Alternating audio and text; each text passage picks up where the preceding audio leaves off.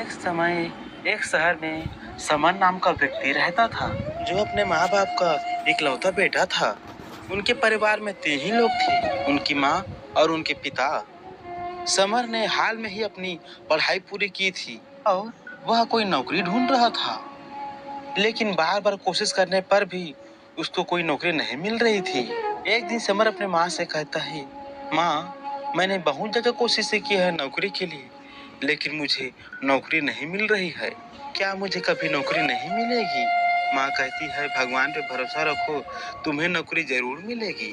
भगवान कभी किसी से बुरा नहीं करता, तुम बस सब्र रखो। समर अपने माँ से कहता है, ठीक है माँ, देखता हूँ आगे क्या होता है। समर अपनी माँ की बात सुनकर फिर से नौकरी की तलाश करता है, लेकिन उसे कोई नौकरी नहीं मिलती और वो निराश हो जाता है। एक दिन अपने शहर के वह जंगल में घूमने चला गया। वह जंगल के चारों तरफ घूम रहा था, तभी उसे एक पेड़ के नीचे एक बक्सा दिखाई दिया। समर उस बक्से के पास गया और अपने चारों तरफ देखा, लेकिन वहाँ कोई नहीं था। अरे, बक्सा किसका है? यहाँ तो कोई भी नहीं है। चलो खोल कर देखता हूँ इसके अंदर क्या है। समर जैसे इस बक्सा खोलता है, उसके अंदर एक पन्ना था और एक छोटी सी छड़ी थी। समर उस कागज के पन्ने पर लिखा शब्दों को पढ़ने लगा, जिसमें लिखा था कि अगर आप खजाना पाना चाहते हो तो रामपुर के गांव की इस गुफा में जाकर अपने इस छड़ी को हाथ में लेकर बोल बम कहना पड़ेगा और वो खजाना तुमको मिल जाएगा। और अगर नहीं मिला तो तुम एक पापी आदमी हो और तुम वहीं पर मर जाओगे।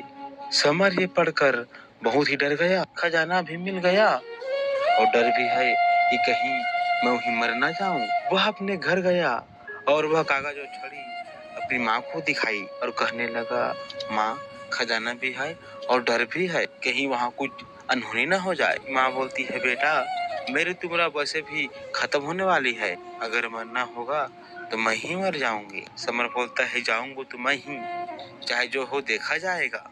समर ये कहकर रामपुर की गांव की ओर निकल पड़ा। वह गांव में पहुंचा। वहां एक आदमी से उसने पूछा, अरे भाई, इस शिव गुफा कहाँ है इस गांव में? मुझे वहां जाना है। शिव गुफा के नाम सुनते ही वो आदमी एकदम चौकन्ना हो गया और कहने लगा, ऐसा शिव गुफा में क्या है? इस गुफा में गया वो कभी वापस नहीं आया।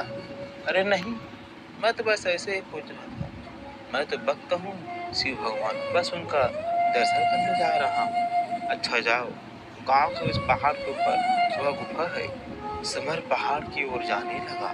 वो उस गुफा के सामने पहुंचा। वहाँ एक आदमी बैठा हुआ था। वो समर को देखते ही कहने लगा, तुम यहाँ खजाने के लिए आए हो ना? मैं भी यहाँ कब से इंतजार कर रहा हूँ। कोई तो उस खजाने को यहाँ से निकाले ताकि मैं पूरी अपनी जिंदगी आराम से जी सकूं। अगर तुम्हें इतनी खजाने की जरूरत है तो तुम अंदर क्यों नहीं गए? कि मुझे डर लगता है कि कहीं मैं अंदर ही न मर जाऊं।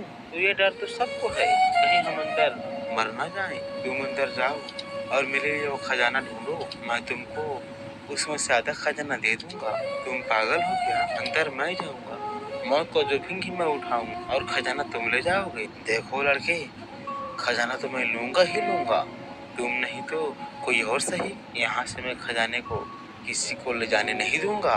बोला, ठीक है, एक काम करते हैं, हम दोनों अंदर चलते हैं, जो होगा हम दोनों के साथ ही होगा। वो दोनों एक दूसरे के लिए सोच रहे थे कि खजाना ही मिलते ही वो लोग एक दूसरे को मार देंगे और खजाना उसका हो जाएगा।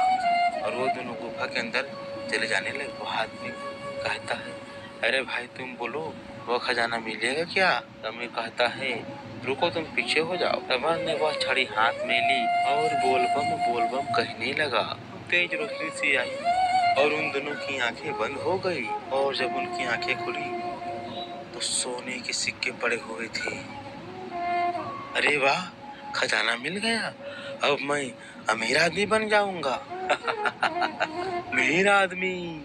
इतने में समर अपनी जेब से चाकू निकालता है और उस आदमी का गला काट देता है और उस खजाने को अपने बैग में भरकर गुफा से बाहर आता है। गुफा से बाहर आते देखा कि वही आदमी सामने खड़ा था जो गुफा अंदर जाने के पहले उसको रोक रहा था। समर उसको यहाँ देखकर हैरान हो जाता है और कहता है, अरे आप यहाँ क्या कर रहे हो? मुझे पता था यहाँ खजाना है।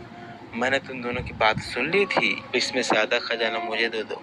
समर बोलता है, नहीं, यह मेरा खजाना है। इसके लिए मैंने अपनी जान जोखिम में डाली। मैं नहीं दूंगा। आदमी एक चाकू निकालता है और समर को मार देता है। सारा खजाना लेकर वहां से भाग जाता है। इस कहानी से हमें शिक्षा मिलती है कि लालच बहुत बुरी चीज है। अगर